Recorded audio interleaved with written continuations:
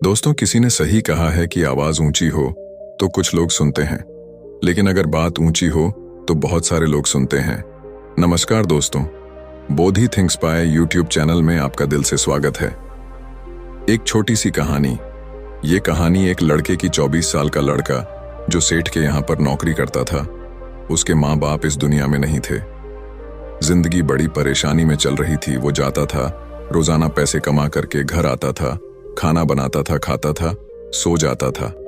एक दिन उसने देखा कि एक बूढ़ा फकीर अपनी पीठ पर 3 ठेले लेके एक शहर से दूसरे शहर की ओर जा रहा था।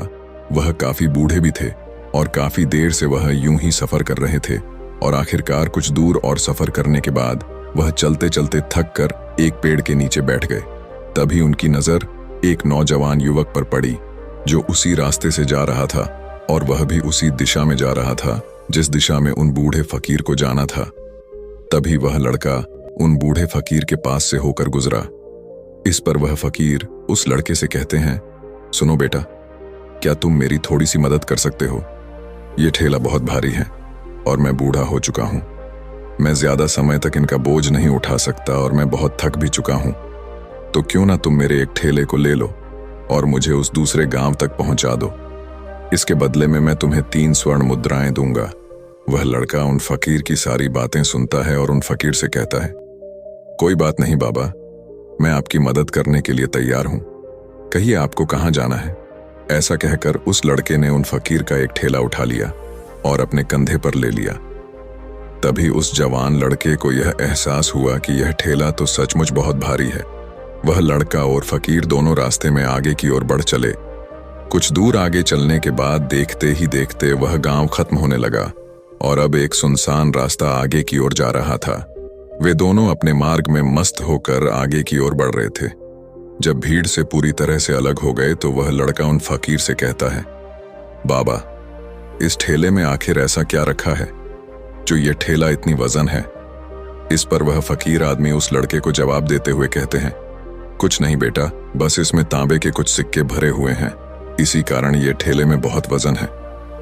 उन फकीर की यह बात सुनकर वह लड़का मन ही मन सोचने लगा, लगता है ये बाबा जरूर कोई व्यापारी है, तभी तो इतने सारे तांबे के सिक्के लेकर चल रहे हैं। और फिर तभी उसके मन में एक ख्याल आया कि मुझे क्या करना है। मुझे तो खाली यह ठेला दूसरे गांव तक पहुंचा है, बस इतना ही। जैसे ही उसके मन में यह ख्याल आया, उसने तांबे के सिक्कों का वह ख्याल मन से निकाल दिया और अपनी धुन में मस्त होकर वह आगे की ओर चलने लगा। चलते चलते कुछ और समय बीता और वे दोनों एक नदी के किनारे जा पहुंचे। वह लड़का हट्टा कट्टा था और काफी चुस्त और तंदुरुस्त भी था, इसलिए वह बिना सोचे समझे उस नदी में उतर जाता है, किंतु वह फकीर अब भी किनारे पर ही खड़े थे। इस पर वह लड़का उन फकीर से कहता है, क्या हुआ बाबा, चलिए आइए, हमें यह नदी पार करनी होगी, तभी तो हम उस गांव तक पहुंच पाएंगे। इस पर वह फकीर उस लड़के से कहते हैं, मैं जानता हूं बेटा कि हमें यह नदी पार करनी ही होगी, लेकिन जैसा कि तुम जानते हो मैं अब बूढ़ा हो चुका हूं और 2-2 ठेले लेकर मैं यह नदी पार नहीं कर सकता। कहीं मेरा पांव फिसल गया तो क्या होगा? क्या तुम मेरी एक और गठरी ले सकते हो? मैं तुम्हें इसके बदले भी 3 स्वर्ण मुद्राएं दूंगा। इस पर वह लड़का मुस्कुराते हुए उन फकीर से कहता है, बाबा, आप मुझे शर्मिंदा कर रहे हैं। यदि आप मुझे स्वर्ण मुद्राएं ना भी दें तो भी मैं आपका कार्य अवश्य करूंगा। मैं आपको उस दूसरे गांव तक जरूर पहुंचाऊंगा। इस पर वो फकीर मुस्कुराते हुए उस लड़के से कहते हैं, बेटा, तुम तो बड़े ही भले इंसान लगते हो। इतना कहकर उन्होंने वह दूसरी गठरी भी उस लड़के को थमा दी। उस लड़के ने जब वह दूसरी गठरी अपने कंधे पर रखी तो वह गठरी भी उसे बहुत ज्यादा भारी लगी, लेकिन उसने वहां पर कुछ नहीं कहा। जैसे तैसे उन दोनों ने नदी पार की। नदी पार करने के बाद बातों बातों में ही उस लड़के ने उन फकीर से कहा, बाबा, आखिर इस दूसरी गठरी में क्या है? ये गठरी भी बहुत वजन है। इस पर वह फकीर उस लड़के को जवाब देते हुए कहते हैं, बेटा, इसमें चांदी के सिक्के हैं, इसी कारण यह गठरी भी बहुत वजन है। उन फकीर की यह सारी बातें सुनकर अब उस लड़के का दिमाग तेजी से काम करने लगा था। वह यह सोच रहा था कि एक ठेले में तांबे के सिक्के हैं और दूसरी में चांदी के। ऐसा प्रतीत होता है मानो यह फकीर बाबा कहीं दूर से आ रहे हैं और उन्होंने अपनी सारी जमीन जायदाद बेचकर ये सारे सिक्के इकट्ठे किए हैं, तभी तो वह इतना धन लेकर चल रहे हैं। लेकिन वह लड़का उन फकीर से कुछ नहीं कहता और वे दोनों चुपचाप मार्ग में आगे की ओर बढ़ते चले जाते हैं।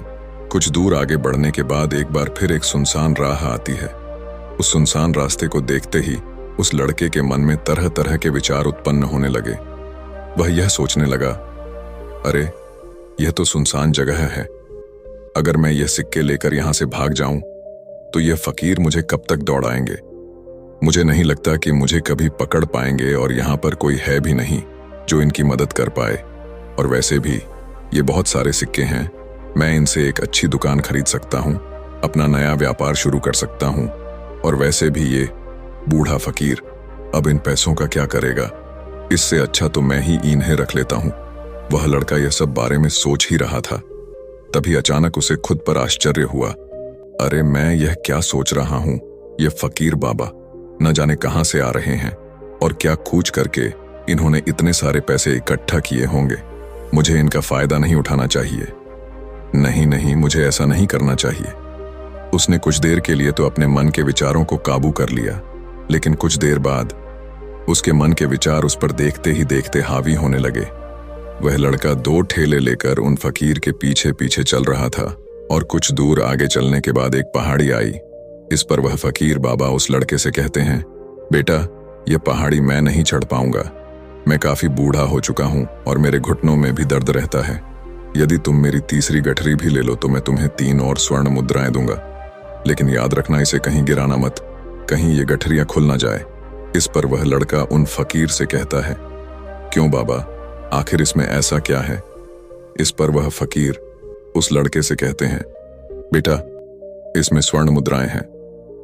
यह सुनकर वह लड़का मन ही मन बहुत प्रसन्न हुआ। उसने चुपचाप वह गठरी भी उन फकीर से ले ली और देखते ही देखते वे दोनों मार्ग में आगे की ओर बढ़ने लगे। अब वह फकीर बिना कोई वजन लिए हुए आराम से पहाड़ की चढ़ाई पर चढ़ रहे थे, किंतु वह नौजवान लड़का जो पीछे था वह वजन के कारण बहुत धीरे धीरे चल पा रहा था। लेकिन जब से उसने सोने का नाम सुना था उसका मन तो छलांग मार रहा था। वह मन ही मन सोच रहा था, अगर मुझे यह सारा धन मिल जाए तो मेरा पूरा जीवन तो आराम से कट जाएगा। वैसे भी यह बाबा तो बूढ़े हो चुके हैं, भला इन्हें इतने पैसों की क्या जरूरत है, इनका जीवन तो वैसे भी कट चुका है। मैं एक काम करता हूं, यह सारे पैसे लेकर यहां से भाग जाता हूं। लड़के के मन में अनगिनत विचार उठ रहे थे। लड़के का मन अब उसकी बुद्धि पर पूरी तरह से हावी हो चुका था और उस लड़के का मन अपनी बात को सही साबित करने के लिए उससे कुछ भी कह रहा था। और तभी उस लड़के के मन में एक और विचार उत्पन्न हुआ और अब की बार वह लड़का यह सोच रहा था, लगता है यह फकीर बाबा कोई चोर है, वरना इनके पास इतनी सारे स्वर्ण मुद्राएं कहां